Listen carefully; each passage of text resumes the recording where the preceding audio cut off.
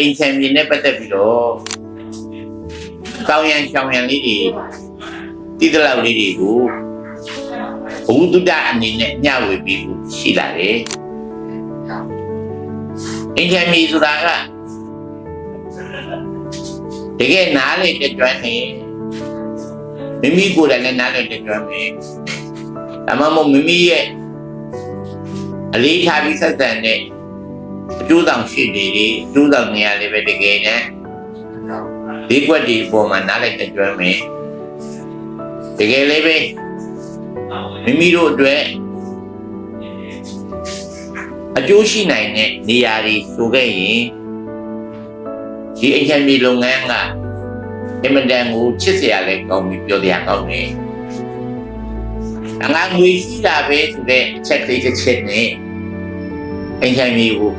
ဒီနည်းမြုံနယ်မယ်ဟိဆိုရင်တော့နားလေကြမလို့ပါဘူးငွေရှိတာပဲဆိုတဲ့အချက်လေးတစ်ချက်နဲ့ရင်းနှီးမြုံနယ်မယ်ဆိုရင်သင်ပြေဘူးမိမိကိုယ်တိုင်လည်းပဲသိတဲ့နာရီဆောင်းတာသိတဲ့နာရီကိစ္စတွေပြီးမယ်အဲ့ဒီထဲမှာဆောင်ရမယ့်ကိစ္စတွေတောင်းမယ်ရှောင်ရမယ့်ကိစ္စတွေရှောင်ပြီးတော့လုပ်ငန်းတွေကိုလုပ်သွားမယ်ဆိုရင်မိမိတို့ရဲ့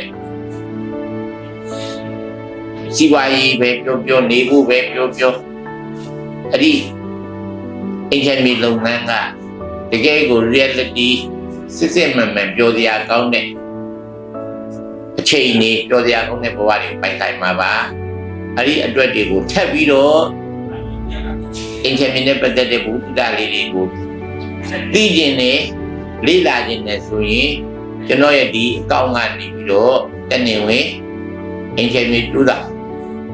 ကုမ္ပဏီအကောင့်ကနေပြီးတော့ဆက်လက်ပြီးတော့တောင်းပန်ငါထောင်ပေးပါအလုံးကျေးဇူးတင်ပါတယ်